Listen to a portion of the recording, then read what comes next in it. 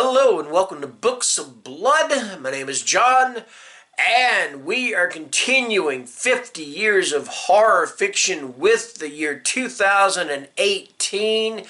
This series is winding down. I'm going to go up from 1972 to 2021. If you do the math, I know some people say, well, 2022 is 50 years. Yes, but that is when I'm counting 1972, so 2021 will be the final year for this, so it is getting closer. Anyway, 2018, I got 5 books here for you. So, starting off, we have got The Hollow Tree, and this is by James Brogden. After her hand is amputated following a tragic accident, Rachel Cooper suffers vivid nightmares of a woman imprisoned in the trunk of a hollow tree screaming for help. When she begins to experience phantom sensations of leaves and earth with her missing limb, Rachel is terrified she is going mad.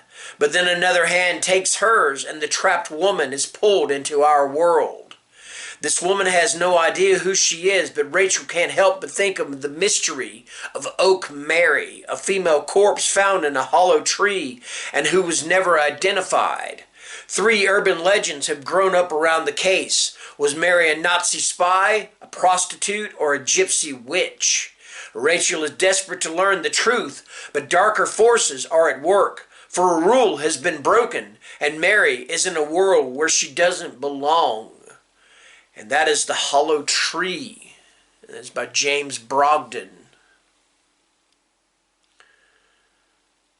Okay. Alright, next up we have got Someone Like Me. And this is by M.R. Carey. Liz Kendall wouldn't hurt a fly. Even when times get tough, she's devoted to bringing up her 2 kids in a loving home. But there's another side to Liz, one that's dark and malicious. She will do anything to get her way, no matter how extreme. And when this other side of her takes control, the consequences are devastating. Love her or hate her, there are 2 sides to every story. And that is Someone Like Me by M.R. Carey.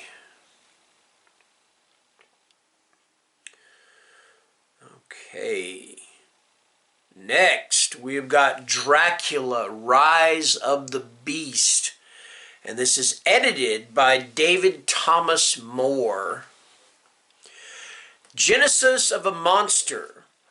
Vlad Dracula III, or Vlad III Dracula. I'm not sure how you do that. It's because and this may not be 3, but I don't think it's ill, so I'm pretty sure it's 3.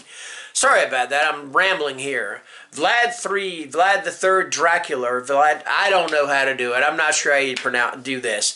Anyway, a war leader in a warlike time, brilliant, charismatic, pious. But what became of him? What drove him to become a creature of darkness? Bram Stoker's cruel, ambitious undead. And what use did he make of this power through the centuries?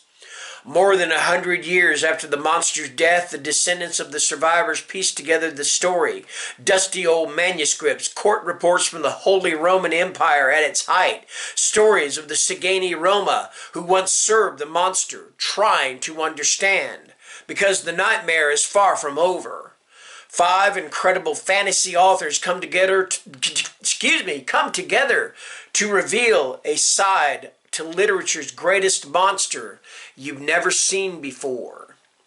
And that is Dracula. Well, wait a minute. Let me get this title here. Where'd it go? I am sorry. Dracula, Rise of the Beast. And it is edited by David Thomas Moore.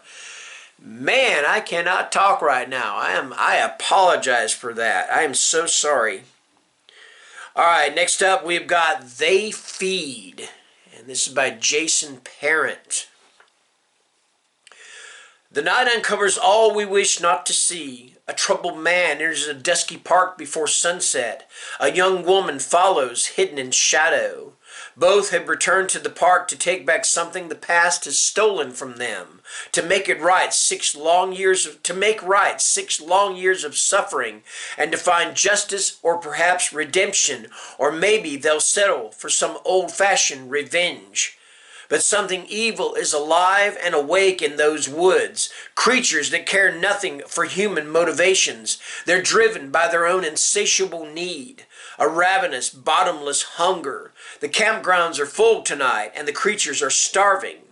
Before the night is over, they will feed. An unrelenting tale of terror from Jason Parent, acclaimed author of People of the Sun and What Hides Within. And that is They Feed by Jason Parent. All right, next up we have got In the House in the Dark of the Woods by Laird Hunt. Once upon a time there was and there wasn't a woman who went to the woods.